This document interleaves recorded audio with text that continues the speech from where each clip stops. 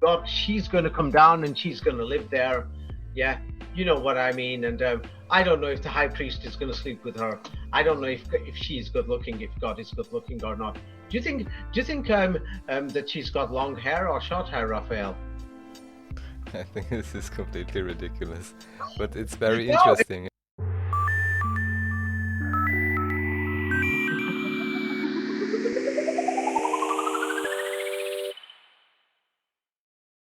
Welcome back, David. Everybody's happy to be hearing from you again, I am certain, and most curious as to how the story and the coding will continue and how many more things we will discover where we maybe have to take a much closer look than most of us have before. So without further ado, welcome, David. Hi, it's nice to be back again. Yes, and it's nice to talk about secrets and conspiracies and other things that are happening around the world. Yes, and uh, uh, um, you've read my book, Napoleon Didn't Exist. Um, what mathematically, how would you describe a summary of Napoleon's life? Well, I would describe it, I would need two numbers for it. One would be a 1 and the Great. other would be a 9. Yes. Now the thing is, um, I wrote a book on it. Napoleon did not exist, or the Napoleon, the way that they've described him in history. And basically, every major event to do with Napoleon, his life, and other events in Europe and around the world consist of the number 19. Like, this is very important. Yes. For example, what we have here is that he has a revolt or a coup on the 18th of Brumaire and seizes power on the 19th. So now there's hundreds of books about Napoleon around the world, and thousands basically. Yes. So his He life is one of the story. most important figures in history, no? I would say, Okay. for European So history. now, how many people are involved in creating this history? Do you think? Well, the, by how much it is, maybe a lot, but I'm not sure. Of course, it's a lot. For example, Napoleon's birth certificate, very suspicious indeed. Not just the date of birth certificate and his marriage certificate and everything. It's like it shows that he got married on the 19th of Ventose. Yes, in the French calendar, that they're alleging that there was a separate French calendar at the time, and so you have to create the papers. You have to create in all the different cities throughout Europe that he's invaded, that he's ruled. Let me just show a map of Europe. Yes, all the different cities. You've got to go there and invent the records, put everything there. Do you think this is an easy job? No, and to really put it everywhere so that when everyone wakes up, they all have the same documents, you have to go to Yes. lots of libraries, I guess, or change lots So of books. so many people know that they're changing these things and they're putting these things there. So is there many people involved? Yes, would be a lot of people involved. For So the if many people are involved, the people who are doing this, how serious of a matter is this for them? very, very serious, very, very important, very serious. Now, a similar thing we discussed before, and it's in my book, that Nazi Germany, um, that Hitler came to power. He became the Führer or the Pharaoh, according to them, the official history that we're being told, that he became the Führer on the 19th. Yes, and the Americans, modified the modified the history and everything which is known. Anything they didn't like, they removed, and everything else that they liked, they put there. The Americans, the French, and the Russians. Yes, so we're talking about many different countries from different sides, from Russia, from in the east, and France and England in Central Europe or Western, and then America in the West, Canada, Australia, many other countries involved. So the thing is to change the history within Europe and other countries that are involved, or to put this history there. Yes. and then teach it and train the teachers and everything all over the world to repeat the same story. How big of an operation or a campaign is this?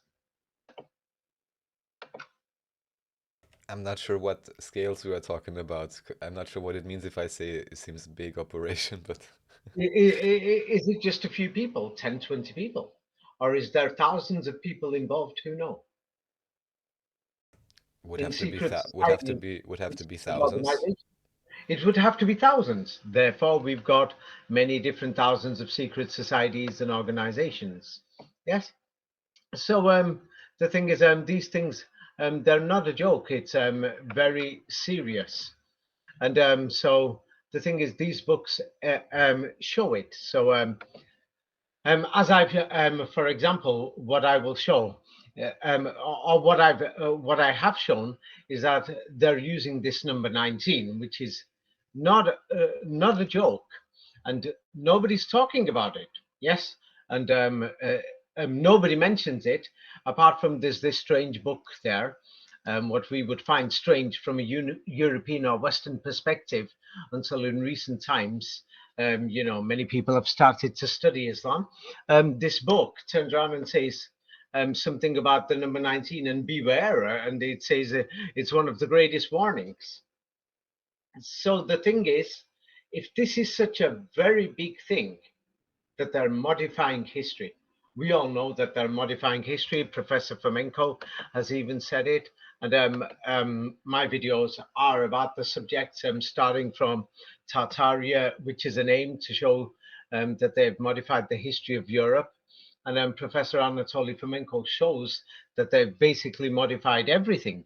Yes, so have I. I've shown this too. Yes, there's a lot of evidence for this. Now, if they're doing this, they're hiding something. It means you're hiding the original history and you want it replaced. It means that you don't like the original history and the original history must be in opposition to you. Yes? Indeed, and may I add just one Is tiny, this cheap or is this costing a lot of money? oh, How is it very to do this? expensive and very difficult operation. And I just say one thing. I hope soon I'll have a presentation with him on the channel. 13th Monkey. He's been mapping thousands and thousands of star forts and other fortifications that could be found on the Earth. He put it all on a map, and he also showed which of them were fortifications, but they were changed or they were removed. Oh And yes, and you can you and can on see that that. map you can clearly see that, especially in the area of Germany and this Central European area, let's say, or Western Central European area, almost all of them have this marking that there was something there, but it has been removed. So it just Yes, shows that there was a particular focus there, because if you go further to the south or to the east, then yes.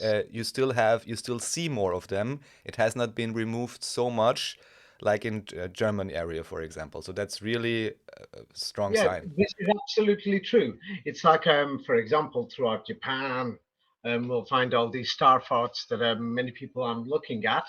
The thing is, and no one can explain why they're there. Many of these star forts have been modified to show that they're just part of the city walls and things like this.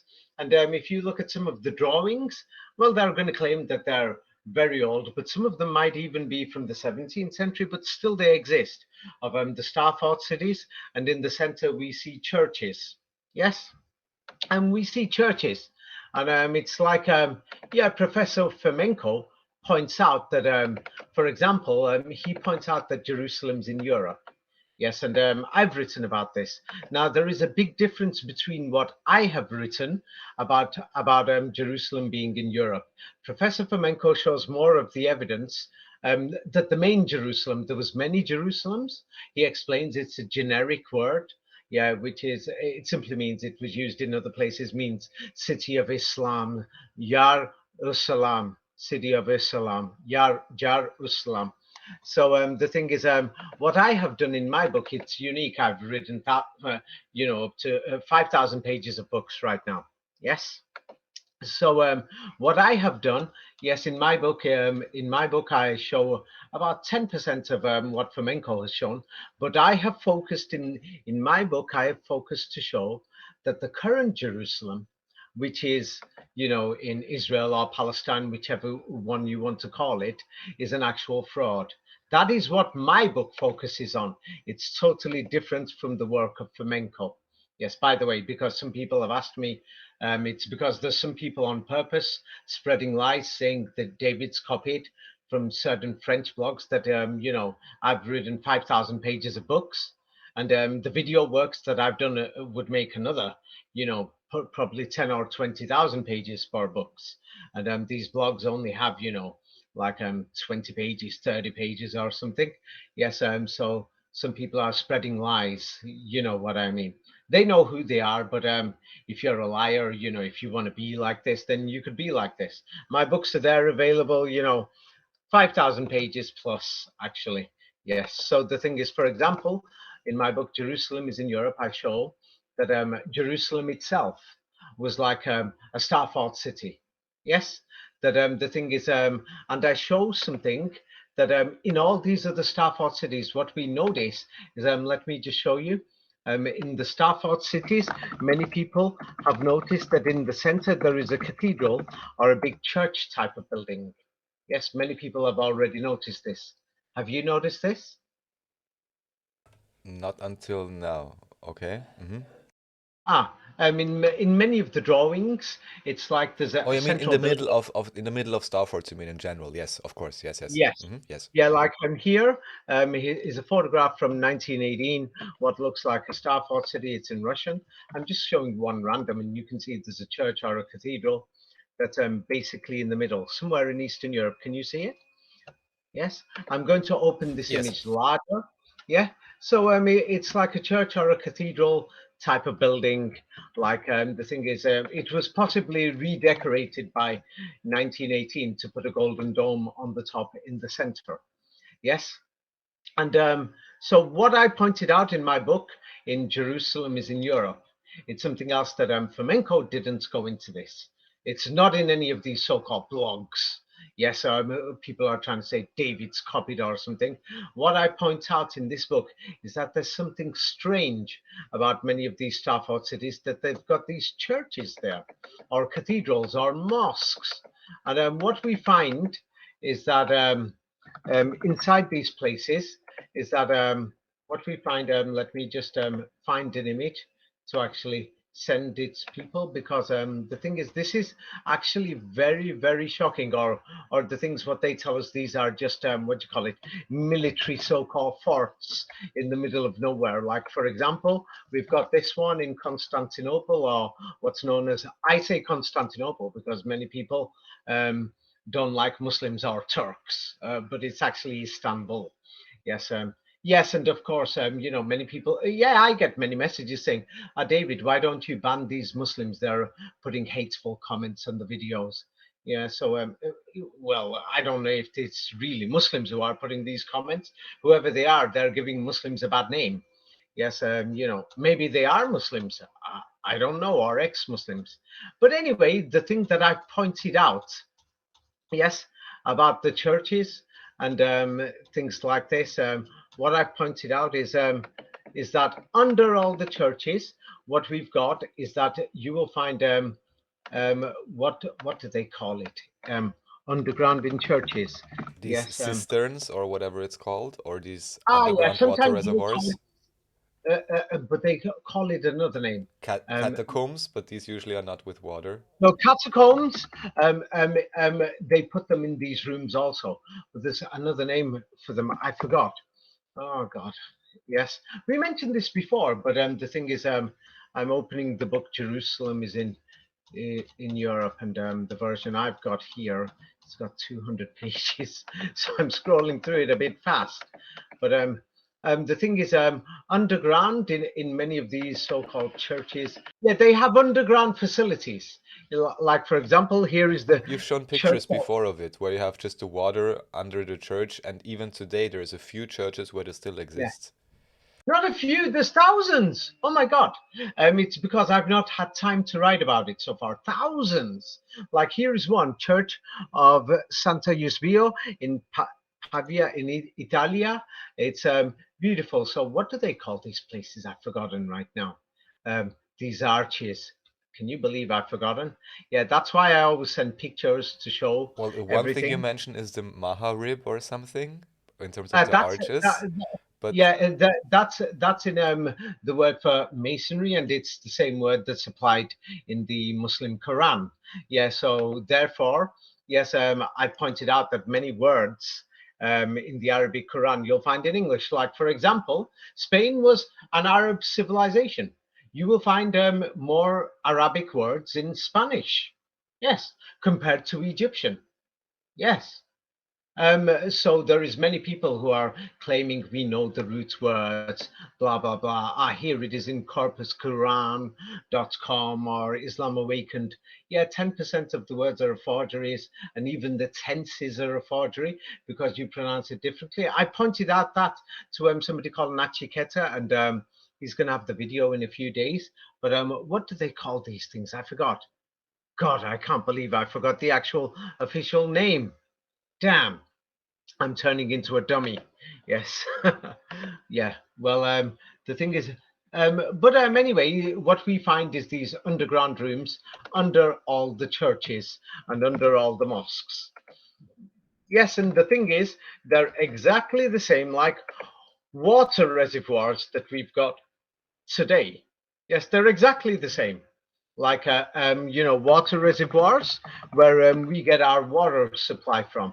Yes. yes, so I looked Um, it up again, and actually cistern should be one of the Cistern, proper Basilica terms. Cistern, that's it. Yes, not just cistern. Yeah, they give it the name cistern.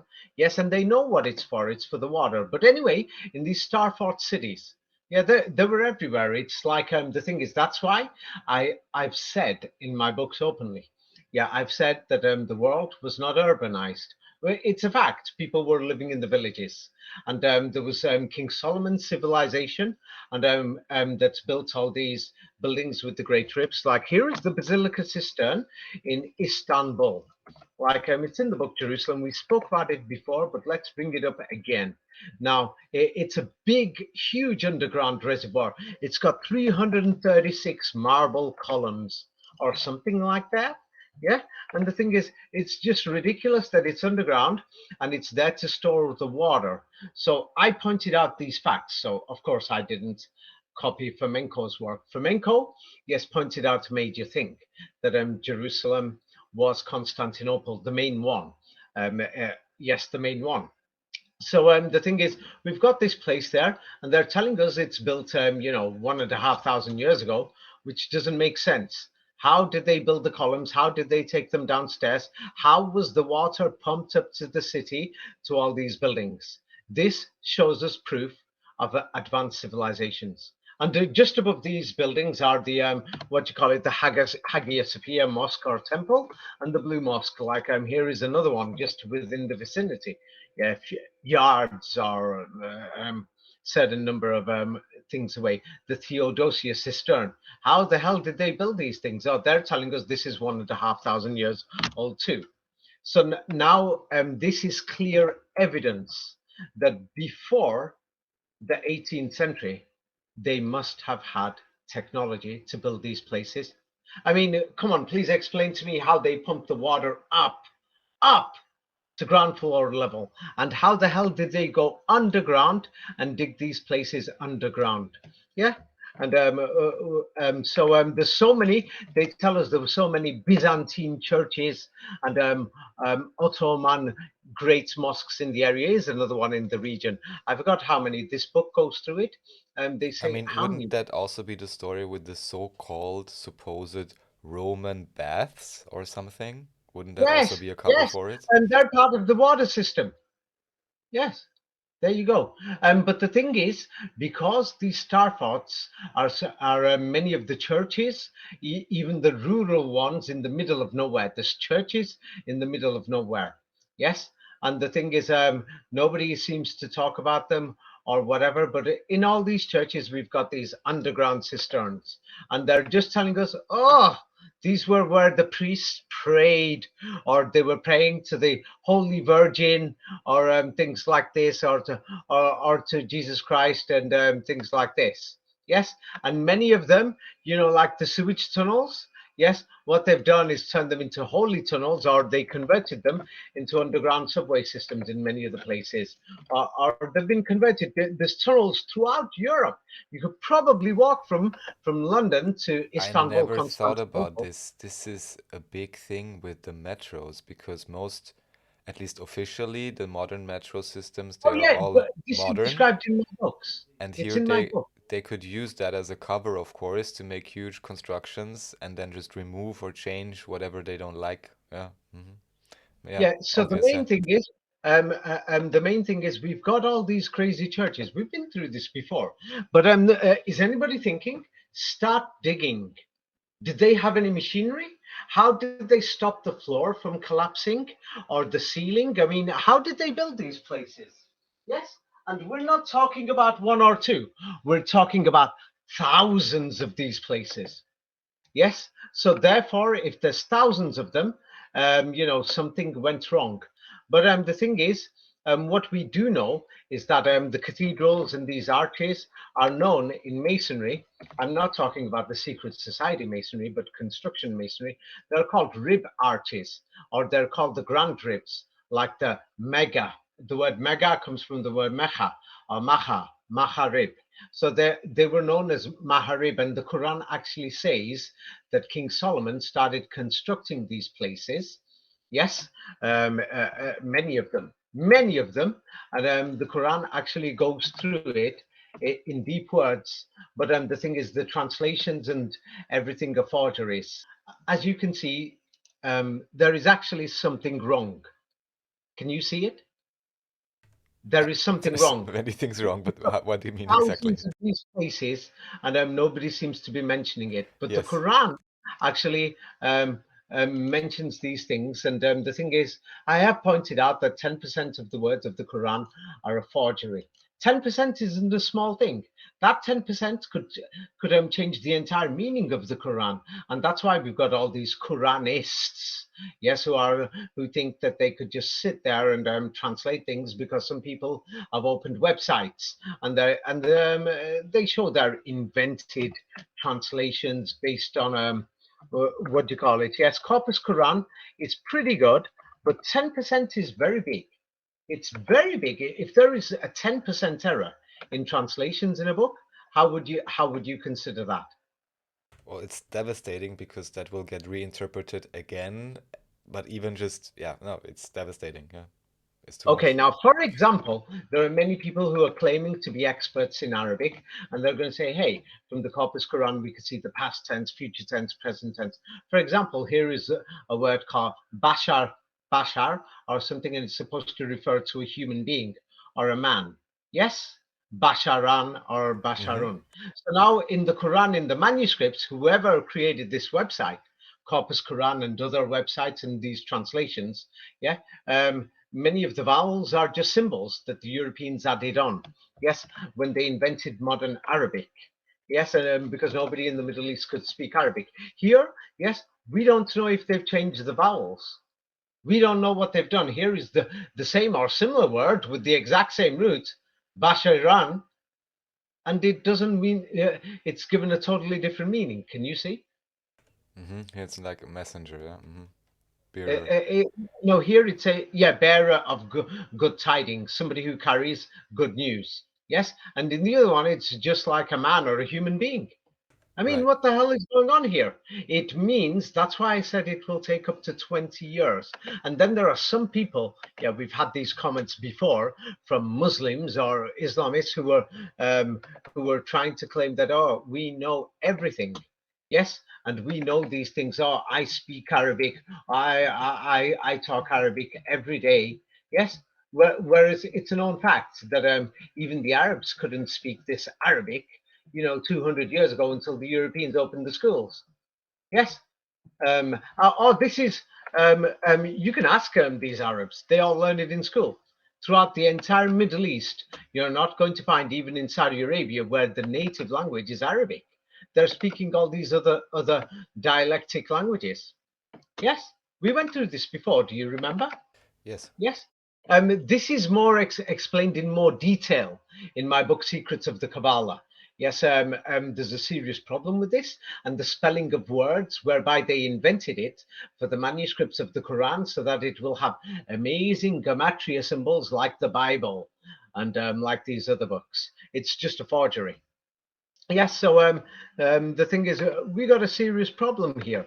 When it comes to, these Islamists or Muslims who are trying to claim that if they're claiming the Quran is the divine word of God.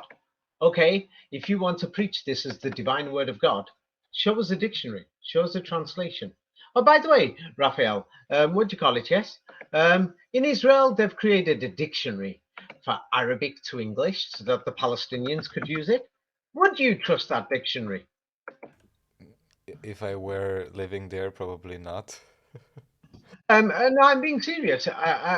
Even if you're living there or not, No, would you trust no, I would know these that of daily? course they will choose their definitions according to their narrative and probably change a few things that suits the political Oh, agenda. come on, that's not fair.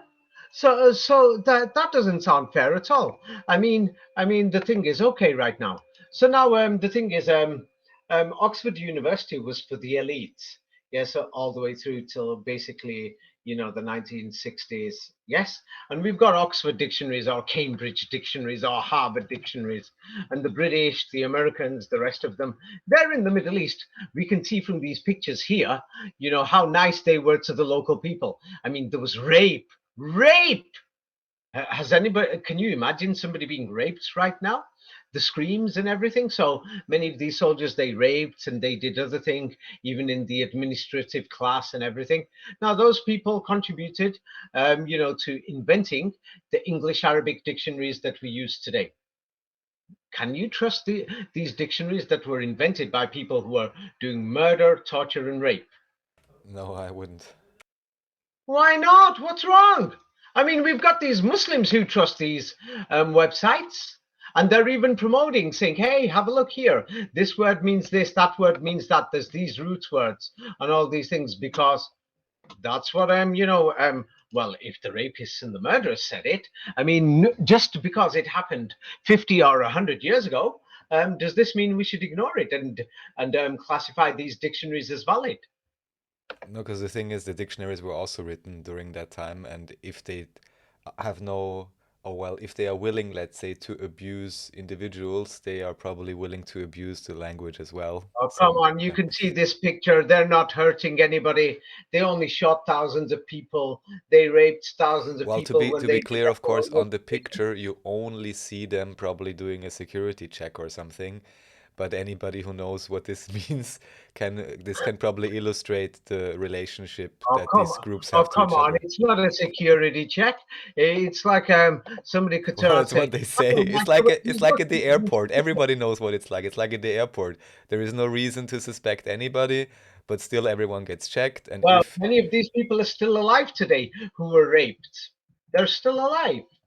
Yeah, same like in South Korea. Many people are still there who are saying, hey, the Japanese did this, the Japanese did that, even in China. So we've still got, we've got many people who are saying, hey, the Americans did this in Vietnam, they did that, they did this. So the thing is, so now we've got these dictionaries from the British Empire. They've updated them, yes, through their societies. So now the thing is, can you trust these dictionaries? Can you no, trust any of these Quran no, translations? no, Why not, Raphael? What's wrong? because because the translations and dictionaries have been created by people that most likely didn't have an interest to verbatim and in full detail relay the story that is contained in the Quran. And so because they want to hide or change it, well, they will hide or change the or forge the dictionaries to make sure that the information Okay. So now we've got is not revealed. hundreds. We've got hundreds of what do you call it? Or well, many translations of the Quran into English and into French and other Western languages. Um, so can we trust any of these translations at all? No. Same reasoning. What's wrong?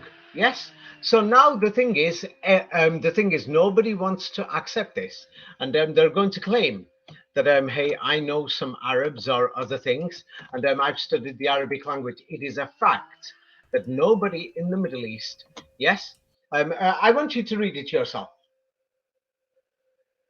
All right. Let's see.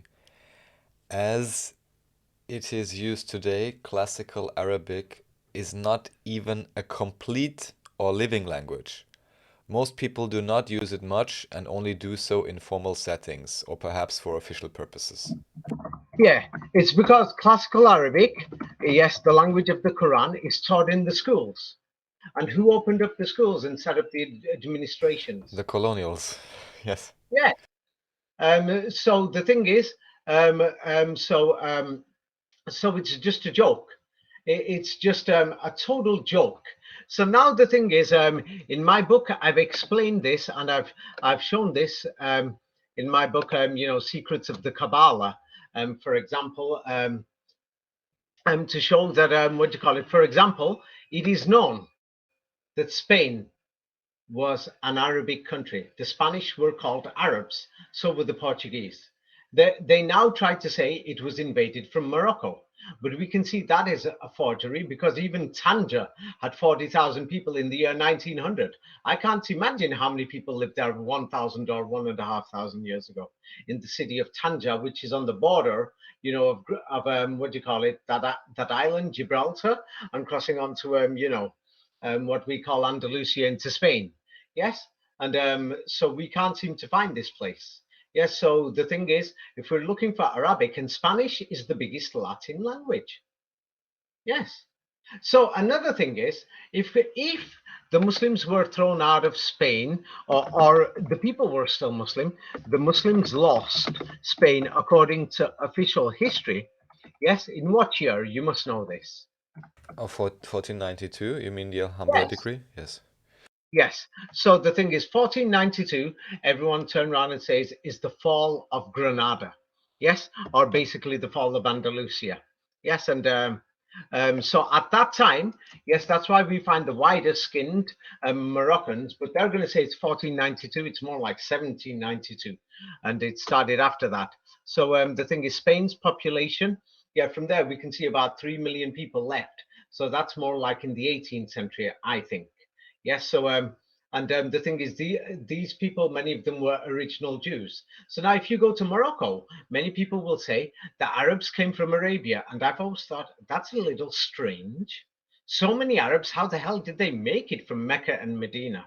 And the local Arabs over there are very dark, many of the local inhabitants, Mm-hmm. so it doesn't make sense. Yes, and so many of these we went through this before, many of these local Arabs, they're Arabic, yeah, many people say it's Spanish. Yes, and the French colonized it, trying to impose French over there. So now I want you to imagine, according to official history, yes, how long will it take? We're talking in the Middle Ages, just still in the Dark Ages. Yes, that in the Dark Ages, they're what do you call it? Yes, they're trying to force people to stop talking Arabic in Spain and Portugal. How long is that going to take when they didn't have schools or anything? Well, it could take decades. Only decades? We're talking people lived in the villages in the countryside. Yeah, I mean, it could also take long. It really depends how big the population Even is, how much power they have. even Of course, today, even today it takes a long time. That's true. Even with schools, it does take yeah. decades to really reform a country's language. Yes. But here is the type of people we're talking official history. I People mean, are living it like is it this. is possible that it could even be hundreds of years, but of course it's Yes. difficult So to now, know. if Columbus and these Spanish soldiers, they were just forced recruits, conscripted, forced into the army, and Portuguese soldiers went to the United States. They went to Canada. They went to Mexico. They went everywhere. Before the British and all these went there, according to official history, the Portuguese went to Brazil and they colonized all the Americas. What language were they speaking? They must have spoken the old variant of Arabic. Yes, yes, there you go. So that's why Arabic is even more important than we can imagine.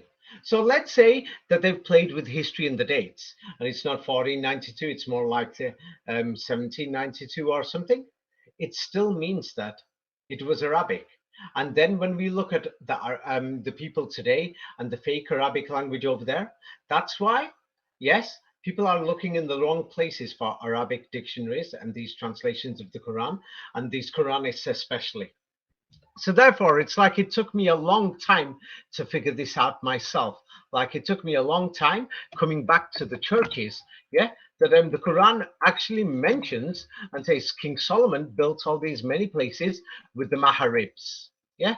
And this is in my book, Jerusalem is in Europe. Now, this is not a small information, it's very big. We can't find this word in any country in the Middle East. They're not using this anywhere. The grand rib arches, they're only using this in Europe, you see?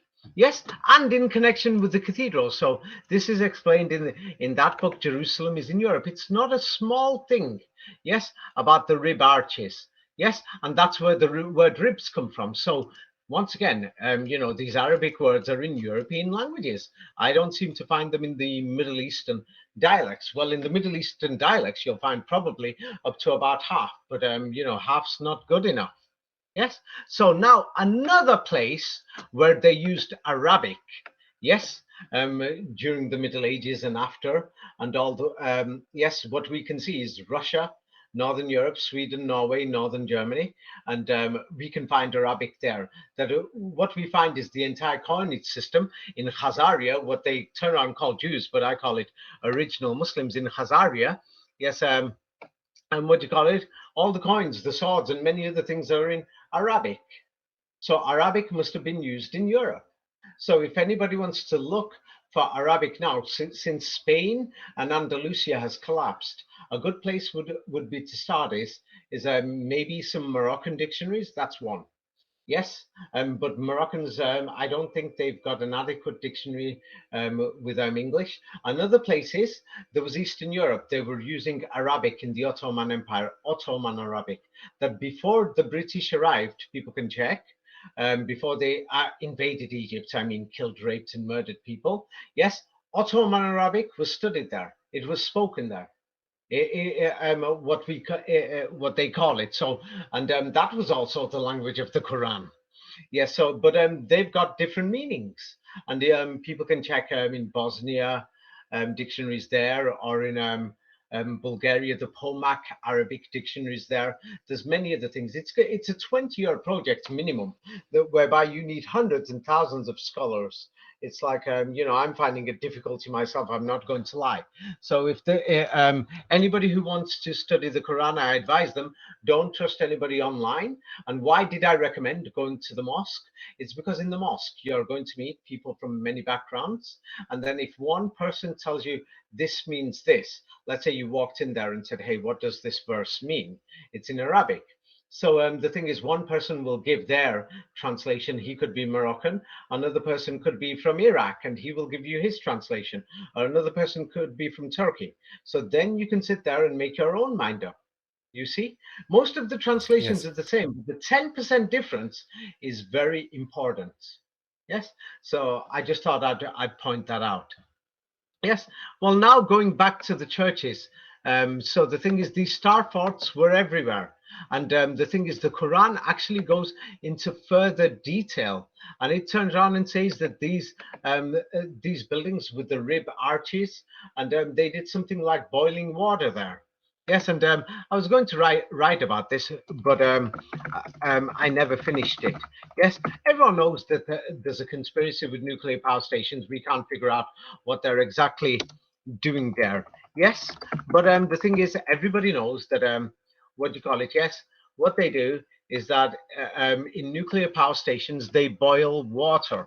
Yes, and then you have the cooling towers. You are aware of this, yes? Are you telling me they've stolen this technology and put it into this ugly concrete BS and make everyone No, no, scared and no. crazy? That's what the church walls are.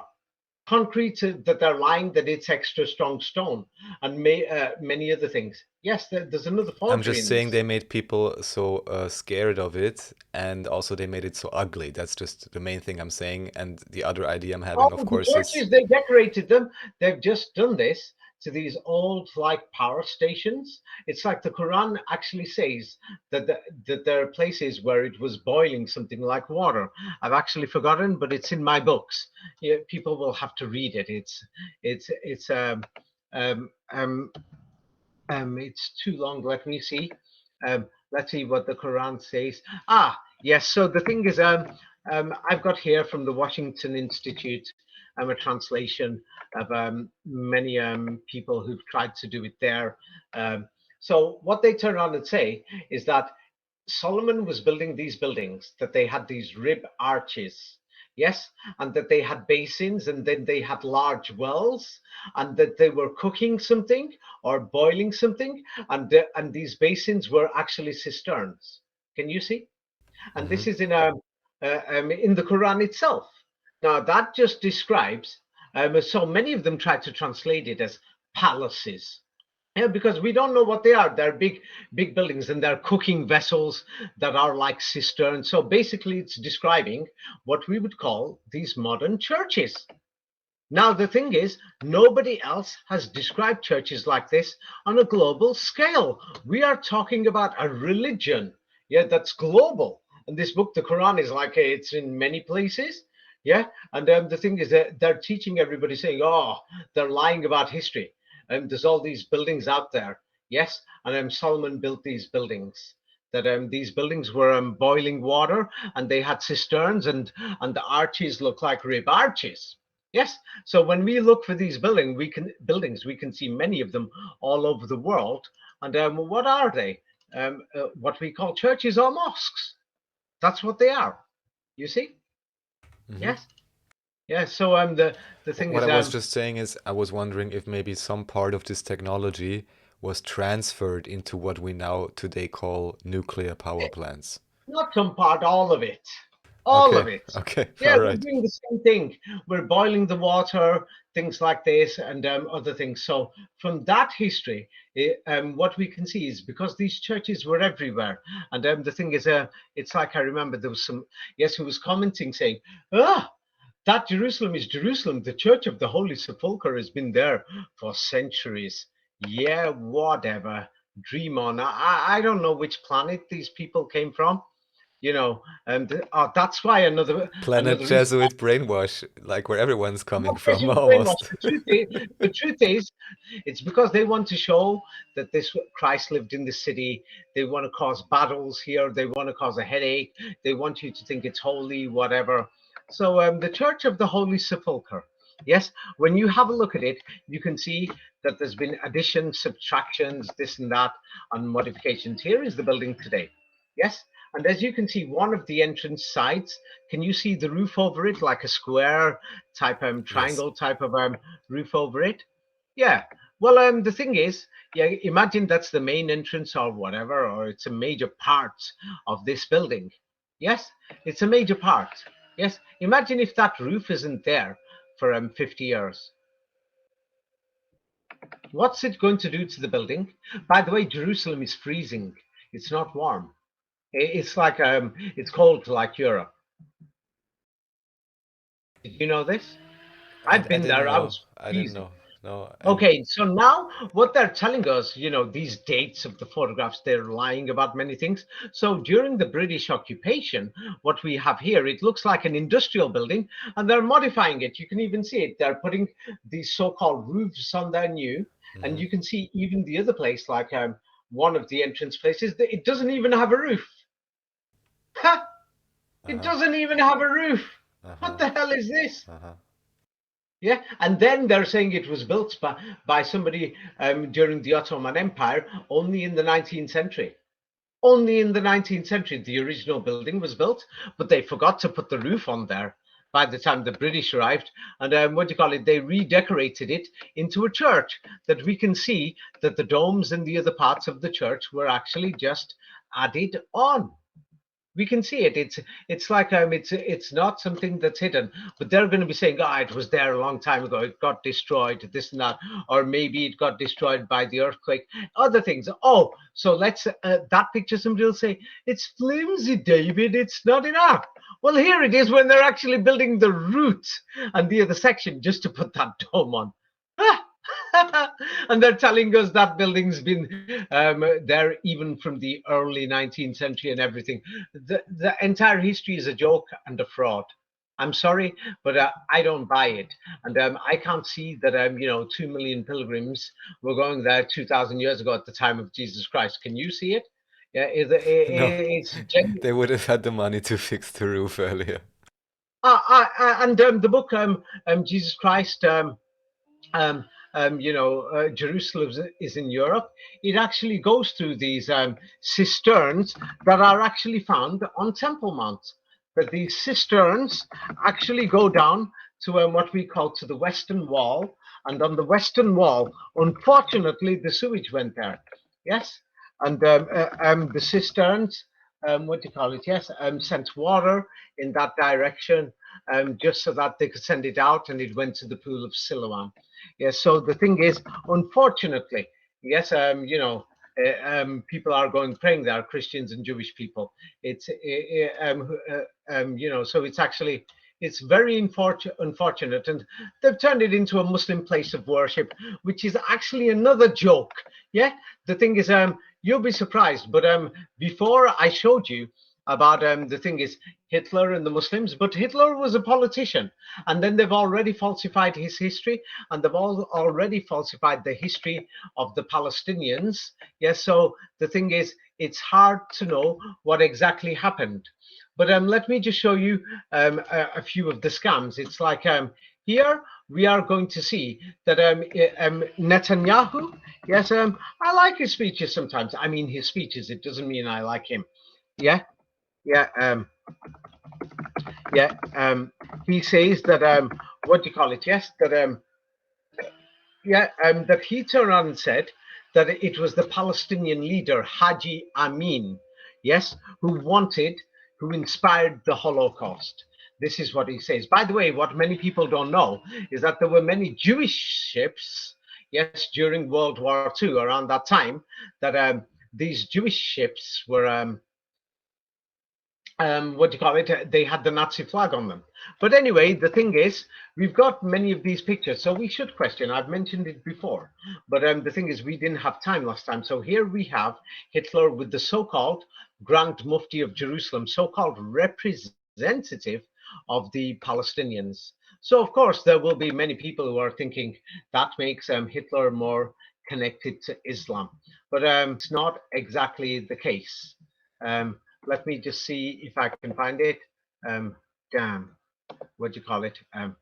Let's see, because there's some information that's hard to get hold of. By the way, before 1917, there was no Grand Mufti in Jerusalem. The British invented the title, they invented the priesthood, and Haji Amin's family were chosen by the British. So another agent, in a way. Yes, but he wasn't a priest, he just grew a beard. Yes? Did you know this? That's a good way to Yes. describe it, probably. I've just found it. You're going to be laughing. So now, when it comes to the Temple Mount, the thing is, I've said some things. So today I'm going to say more things that the forgery that the Muslims have done over there, the Muslims that the British and the French and the Vatican selected. Look at this. So Haji Amin is there. Yes, and the thing is, they've decorated this Jerusalem with a gold dome. Who was he appointed by? You could read it yourself. Amin al-Husseini in 1921, Herbert Samuel, the British High Commissioner, appointed him Grand Mufti of Jerusalem. So the thing is, and what do you call it? What's even worse is that what do you call it? Yes, the thing is, Herbert Samuel, yes, was what do you call it? Was trying to promote officially supporting the Zionists. But this is great. This is almost like, just to put it in context, this is almost like the Iranian Ayatollah would appoint the US president or would appoint the head of the Church of England or something like this. It's completely Okay, ridiculous. yes, but now look at this. Sir Herbert Samuel, what do you call it, was the Zionist leader. Yes, and his appointment, yeah, to form his duties was to form a Jewish national homeland at the time when there was very few Jews in Palestine. They've just defeated the German Ottoman forces. So what do you call it? Yes. Do you know what the British did? Actually, did you know the Temple Mount? There's no evidence that the Muslims prayed there exclusively. Yeah, they prayed there. It was a large space in the walled cities and things like this. Yes, so they prayed a little bit. But do you know what the British did? Aha. This is in my book. What do you call it? What do you call it? Israel or Palestine. So now the British, yeah, the Herbert Samuel, who's supposed to be saying to the Zionists, "I'm on your side, guys." But on the other side, he's like, destroying them, you see, and making it hard for them. So this story is in my book, Israel and Palestine, whereby they artificially invented this conflict on purpose. Yes, they invented it on purpose so that people are going to believe many of these Armageddon things and other things. So it doesn't make sense. So now this British agent is there with Hitler. What the hell is going on here? So now, then, whenever they need, they're going to turn around and say, look, it was the Muslims who were with Hitler. But then Hitler, he turned around and says to Albert Speer, I think it was Speer, yes, who was the designer of Berlin, and he lifted Berlin from like a shanty town and a recovery, in Hitler's early days. And he turned around and pointed out that, what do you call it, yes, Hitler, if he had the choice, he would have been Muslim. And he would have brought Islam to Germany, etc. Things like this. Yeah, there's many stories going around. But anyway, let's have a look at the Temple Mount. Yes, many people's families visited the Temple Mount, and where the mosque is. The thing is, and let me just show you. This is what it looks like today. Yes, and this is very important because then you will see the fraud that modern Islam has done over there. And the British were the main people who created this. And unfortunately, we've got a mega conflict there. Yes, and the thing is, what do you call it? They can't sort this problem out, but there is another problem. It's because many Jewish and Christian people want to build another temple there, but it's not just the temple, it's what they're going to do in this temple. Aha! And if you want to understand what they're going to do in this temple, you'll have to read my book, what do you call it, Secrets of the Kabbalah. It's too long to explain it here, or who these people think they are and what they want to do with this global temple if they can get rid of the Muslims and the Palestinians. But there is something going on. The British did part of the conflict, but the Muslims in secret increased it. But there is reason for that. If you read Secrets of the Kabbalah, you'll understand. So this is how we would see the Temple Mount or the Haram al-Sharif today. Yes, Muslims going there. We see this regularly, and we seem to imagine that this is how this place has always been. Yes or no? Yes, that would be the assumption. Yes. That would be the assumption. So now, what do you call it? Let's go to the Palestinian archives. Yes, would you imagine women like this visiting the Temple Mount? Actually, they encouraged people, to get local people to go there. This is 1973. What we see there is women, yes, with a basic miniskirt. When she sits down, the skirt goes further up. Yeah, like, what is this? It doesn't look appropriate for today's standards, I guess. It's nothing to do with appropriate. The entire history of Temple Mount is a lie. Here is another picture from the 1970s when Palestinian university girls used to go there. It is not the holy place that people imagine. Can you see it? Look at this. Those skirts are even shorter when you sit down. Yes or no? Yes, When you yes, sit down, indeed. the skirt goes further higher. Of Yes. course, yes. I'm wondering, this almost looks like a model show. Yeah. Uh-huh. No, I'm sending you those pictures. There's men who went there also. So now here it is. This building was called the Mosque of Omar. There is no history of it even being Quds, that they even invented the name Quds for it, because they know what the word Kadesh or HaKadosh means in the Talmud and the Mishnah and other documents, and they're trying to say that this is the place. But if you don't read my book, Secrets of the Kabbalah, you won't understand. And here is a picture. 100 years ago, the place basically looks empty. It was the Mosque of Omar. It was like in ruins. You can't pray on this Temple Mount here. It's like when the Europeans arrived, they cleaned it up. So wait, just in case there's going to be these people who are not satisfied. Yeah. So the thing is, they're going to turn around and say, David, look, here are photos from 1914 that people went to pray there.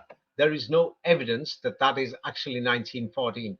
Yes, the dates could have been played with, or that they had big meetings there and festivals and a few days of prayer every year. Or otherwise, what we can really see of the Temple Mount is this.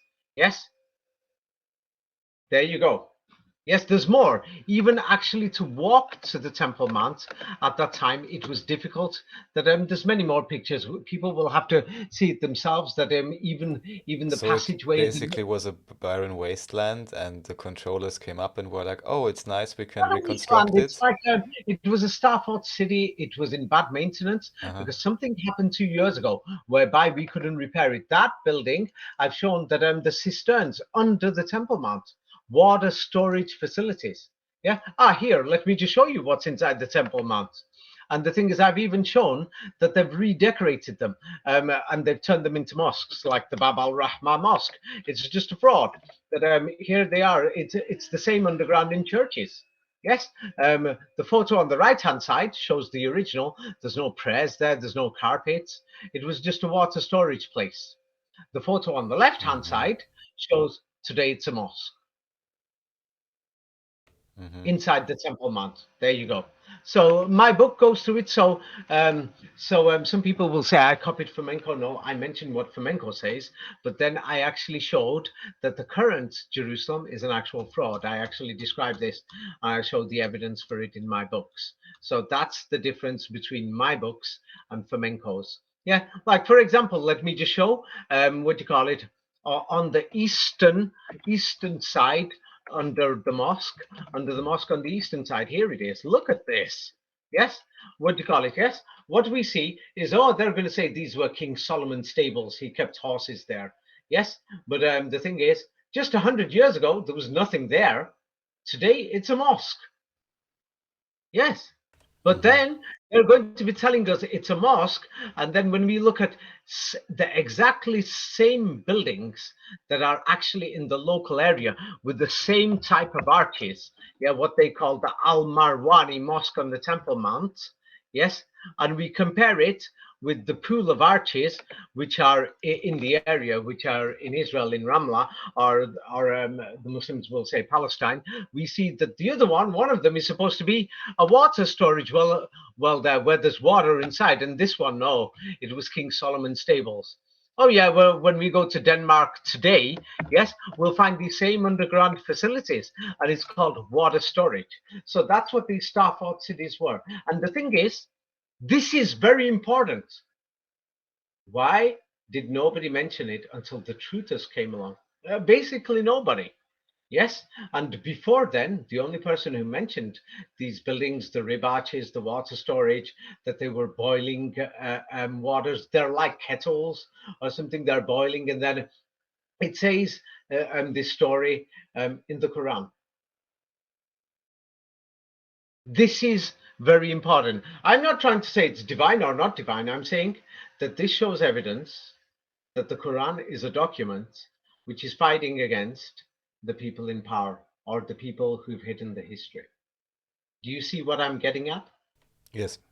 Yes, because, or otherwise, if I didn't read the Quran, I would have just thought, if that's not Solomon's stables, maybe it was, I don't know, storage for grain or something else. I wouldn't Yeah. have thought straight away that it says in the Quran that there are cisterns, underground wells, these things. I wouldn't have imagined it. It's when I thought the cisterns, and then these cisterns are burning and they're boiling. In other words, the water is boiling, and then the buildings have got rib arches. I just figured it out. It's the churches. And under all these churches, yeah, yeah, what we have is these cisterns. Well, let's get back to the Temple Mount and show how much of a joke it is. Yes, even here is in 1945. We don't seem to see, what do you call it? These are high school students in Palestine. Yes, these are Christian students. Anybody went there. Yes, it wasn't even like a place of prayer or anything like that. Can you see? Yes, and Hmm. the dome wasn't even gold. Yes, and what do you call it? Many people are even showing, that their families went there. When they turned it into a tourist site, they were encouraging everybody from all over the Middle East to visit there. Here is people have showed on their websites in 1963. A family is going there. They're wearing skirts. You see, and Yes. two of the women are covered up, the others are not. It's like they tried to encourage people to visit there. Not only that, there's Jewish people pointing out, yeah, that Jewish people were going there also. Everybody was going there, but today Jews are banned on there. So the thing is, and then it looks like they've turned it into into a religious conflict, because now, what do you call it? It's like we will hear on the news, the BBC, yes, um, that they will show it a Temple Mount attack or an invasion. Yes, Temple Mount invasion, Jewish extremists. That's what they're going to show. Yes. So the thing is, this is nothing to do with what do you call it? Building a temple or against a temple. Yeah. Me personally, I don't support the animal sacrifice, and there's something else to do with it.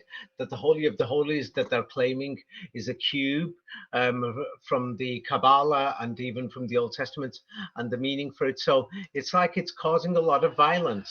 It's like now, the thing is, not everybody can go there. It's like now they have to go with the military. There's a lot of violence going on there. And now the Muslims think it's some type of mega holy place or something. Oh, by the way, before the British arrived, before 1917, anybody went on there. People just walked around. You see? There was it was a very small village. Do you remember I showed you?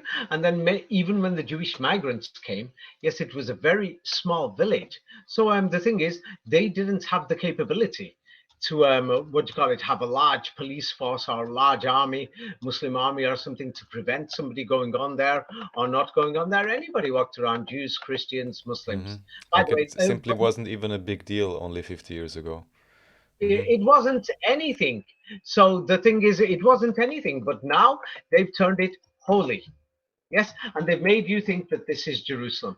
Oh, by the way, Facebook Messenger doesn't work these days so properly. So many people, I can't reply back when they send a message. And of course, please, um, this year I've decided I'm going to stop replying to people's messages.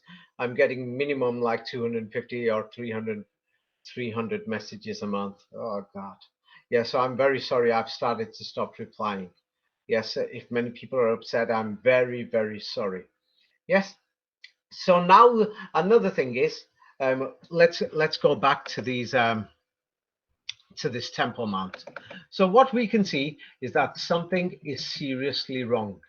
Yes, something is seriously wrong, and it cannot be ignored.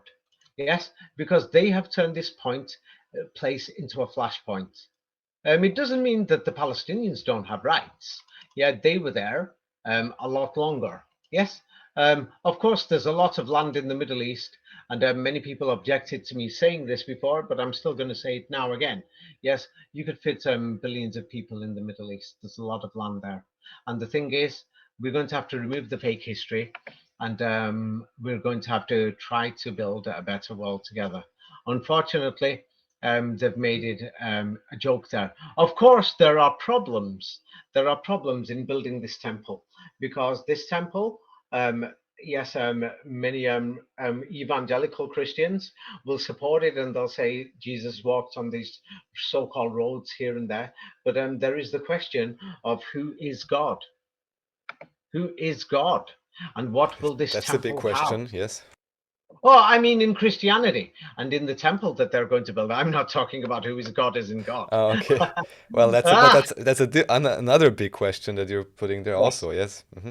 Now, a major thing is, It's like I thought I would have been able to solve this problem, but the thing is, because yes, there will be animal sacrifice in this temple. I don't approve of it. I don't. I'm totally against it. And then there is another thing. So what they actually teach, this will be in my new book, which should be ready next month. It's not ready yet. In my new book, it's going to be called 33 Degrees. Yes, to understand this, there is going to be, when they build the new temple, they're claiming, according to the Bible, yes, and according to masonry, many people who are into masonry will know this. Yes, 32-degree masons, they'll know this. It's a piece of cake. Yes, that the Holy of the Holies was a cube, and this was called Quds or Hakodeshim. But the tabernacle of Moses was, it wasn't in one place, it went to many places. Remember, we mentioned before that the Ark of the Covenant was inside the tabernacle, and the children of Israel, whoever they were, took it to many places. And then it settled down in Jerusalem. Yes, but then it disappeared, this, that. But anyway, I want you to read where it says about the Holy of the Holies, which is a cube. It starts at the bottom. It is said that. It is said that the Holy of the Holies was the spiritual meeting place between heaven and earth. This was the place where the presence of God appeared. This divine presence is known as Shekinah or Sakina in many Middle Eastern dialects. Many Christians and Jewish people say that this cube was the dwelling place of God or the Shekinah. Why a cube? Okay, so now the thing is, let's have a look at in Islam, sakina just means tranquility or calmness or peacefulness. Yes, but let's have a look at what is Shekinah according to Christianity and Judaism. Now, many different individual churches here and there in my local pastor or local parish will say he doesn't agree. Who cares? This is what the big political organizations, the big groups, what they all believe in. The big lodges support this, like the Theosophical lodges, the big Masonic lodges, the Knights of Malta, the Vatican, many other people support this. Now, this is very important. Let's see what the Shekinah is. You can read every single one. So, from my Jewish learning, Shekinah, the divine feminine. Divine feminine or feminine aspect of God, God as mother.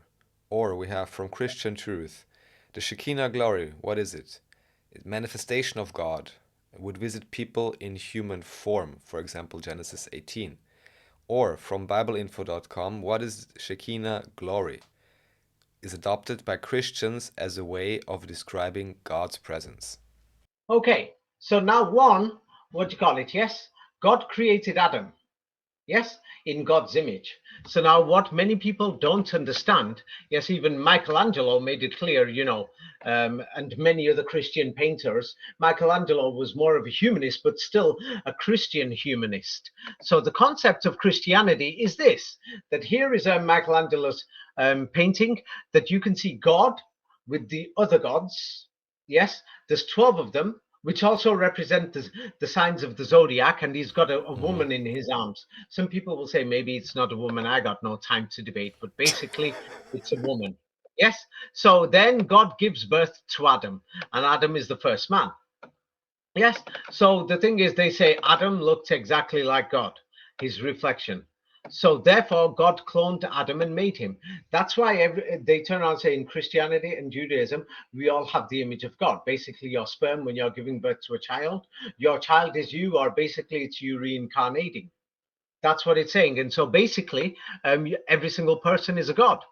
Yes, and then even in the painting, the secrets, so these symbols are there. That's what these secrets are in masonry and other things, so that people will figure it out. Yes, those who know. Yes, so that's why they invented many of these mythical paintings, like the Greek gods pantheon or the Roman gods. It's exactly the same. It's exactly the same. So we don't know who God's neighbor is in the Bible, but the God that made you is the God that's Adam. Yeah, God is actually called Adam in the Bible because God made Adam in God's image. So if Adam was created by God's and he was actually an exact copy of God, then that means God himself, he's actually Adam. You see? He's made a copy. If Raphael makes a copy of Raphael, then of course he's going to be saying, if I asked him what's your name, he'll say, I'm Raphael. Am I correct? Yes. That's what it Right. says in many Christian and Jewish books. For example, it says it in the Kabbalah, specifically in Kabbalah books. But so this is explained more deeper in my book, Secrets of the Kabbalah. Or you see, so the thing is, this is a lot more than we can imagine. So now they want to build the Temple of Jerusalem and the Holy of the Holies in the Tabernacle, which is going to be a cube. A cube is the 33rd degree, and this is explained in my Secrets of Kabbalah.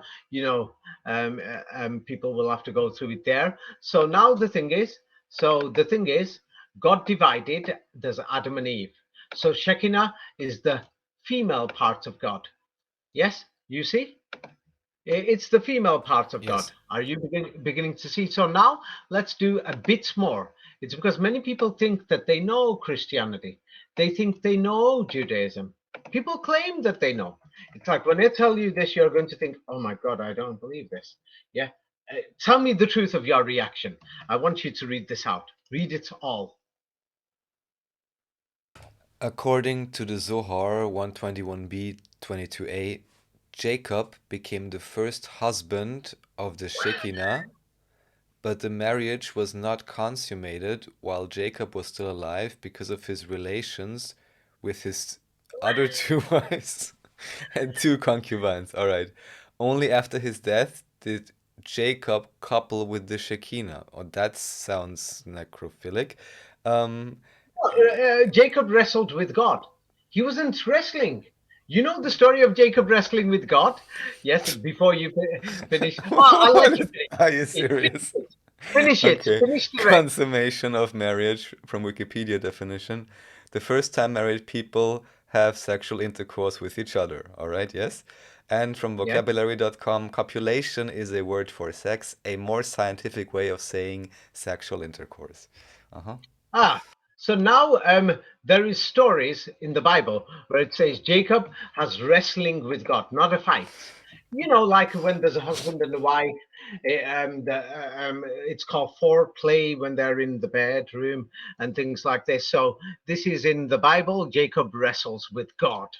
So now let's go through and I will explain this and make this a This bit is so more hilarious. easy. Yes, in simple words. So, according to the Zohar is used by Christian Kabbalists and by Jewish Kabbalists too. It's in Masonry. It depends if you're a Mason who's interested. Many Masons are into this. So are many Theosophists and other things. So Jacob was Shekinah is the female side of God or the Elohim. Yes, it's the female Mm-hmm. part of God. So Jacob was married to God, and God was a woman. Yes, and Jacob, the marriage was not consummated. It means he didn't sleep with God. He failed. Yeah, because maybe his wives were jealous. Yes. So only when he died, Jacob, he coupled with the Shekinah, and the Shekinah is God. Yes, which is inside the Holy of the Holies. Yes. So it means that Jacob slept or had sexual intercourse with God. Yes, the female side of God after he died. This is the Yes. God of Christianity and the God of Judaism. People are not looking at these things properly. Oh, when it comes to the Muslim audience, they're trying to say, oh, we're trying to show that Islam is better than Christianity in principles and thought. Yes, Islam doesn't have any of these things. I've never heard a single Muslim in my entire life who's brought up these type of topics. Have you ever heard this story before? Not in this particular way. So, but I mean, Well, just in a very basic sense, what even and because I didn't really have any religious education, but what everybody hears about at some point is this idea of God's only begotten Son, and also, of course, Immaculate Conception. And of course, Well, then, God's first divorced husband. God, you've got to remember, it's not good to say God all the time.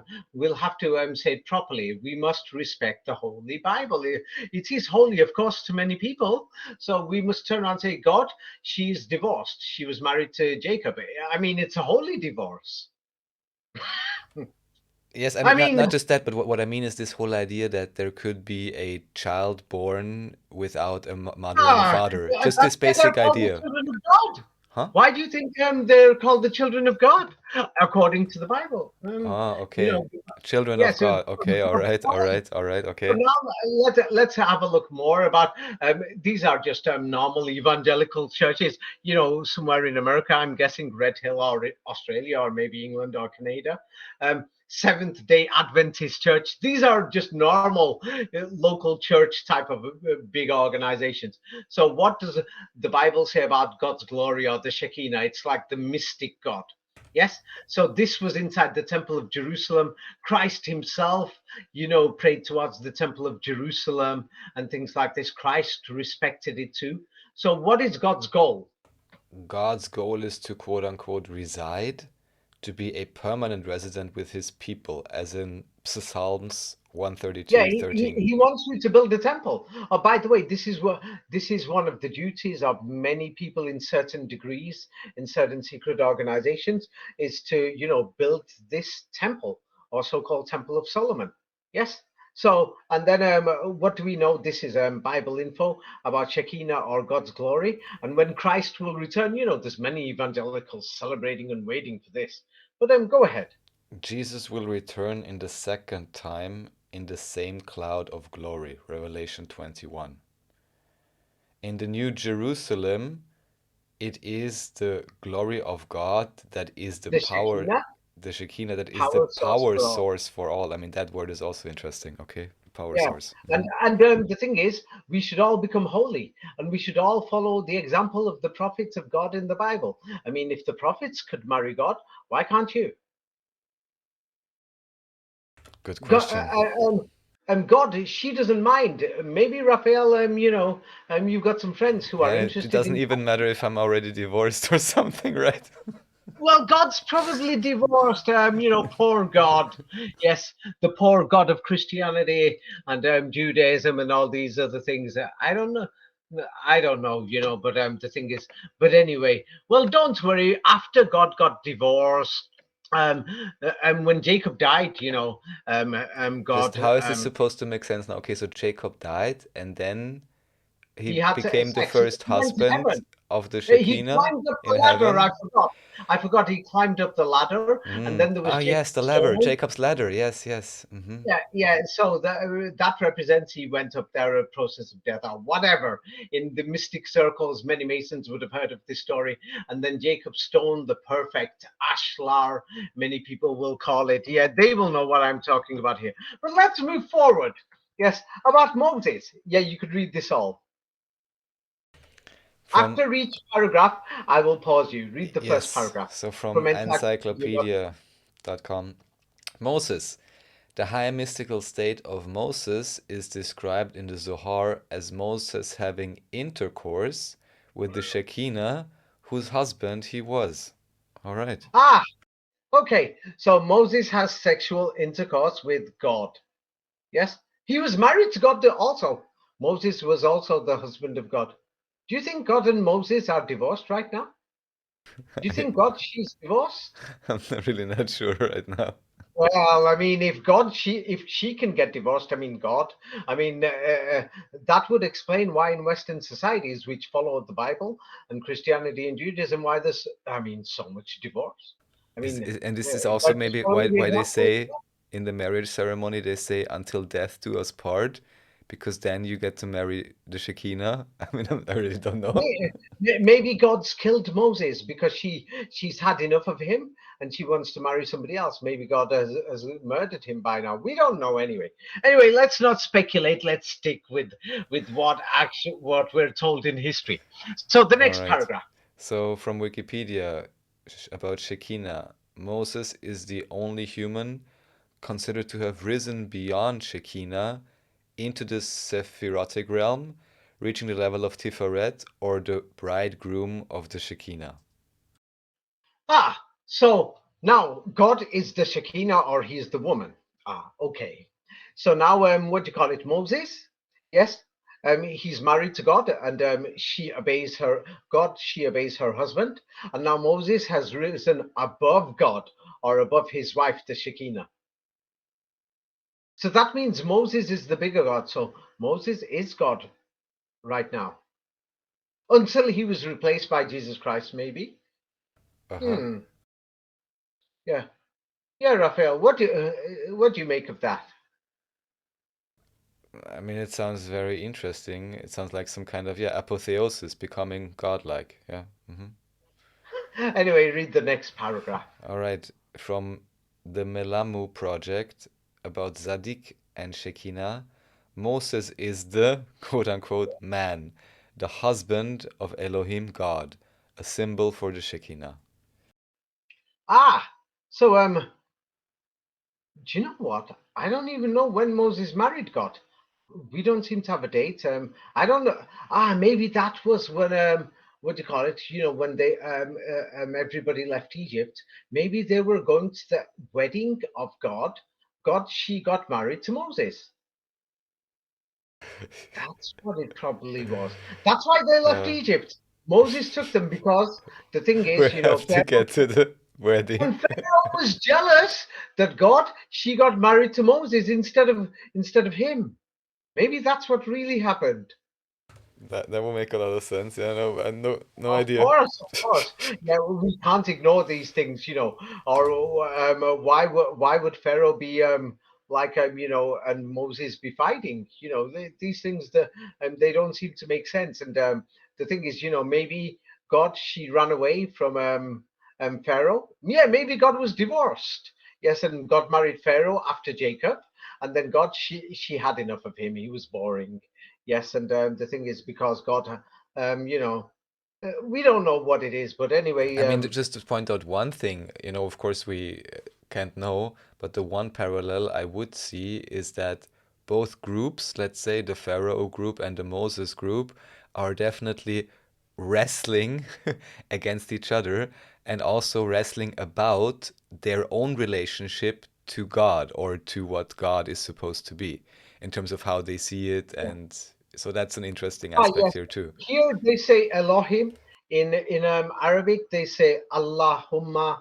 Yes, and it's like Allah and the and they've invented symbols for this. It's because I will show you something now. What many people don't know. Many Masons will understand this. Yes. Um, Let me just show you. Um, it's like when is the last time you went into a shop and opened the refrigerator and just brought a drink a day's time because you're thirsty? When is the last time? I don't go there so often, some time ago, but I can remember. Yeah, I Well, I'm think. saying like when you walked past and you thought, Right, hey, if you're in America, I think say grab a Pepsi. right. If you're in China, I wouldn't say grab. that, but yes. All right. Well, okay, so I'm going to tell you what these people have done. Yes, what they've done is created symbols, myths, and stories. Like, for example, it's like when you walk into a shop, it's like what you will turn around and do and think, I recognize this brand, so I'm going to buy this. You see? Now, Yes, another thing is, what do you call it? Yes, there's many people that they're talking about symbolism in movies. You've heard about it, yes, in numerology. of course. Yes? Yeah, and the thing is, many people are saying, "I can't believe it. I saw this in the Matrix, September the 11th, this, that, and other things." You heard these Yes, stories, of yeah? course. There's many And many things, people many will say, many analyses. Yes. "Yeah."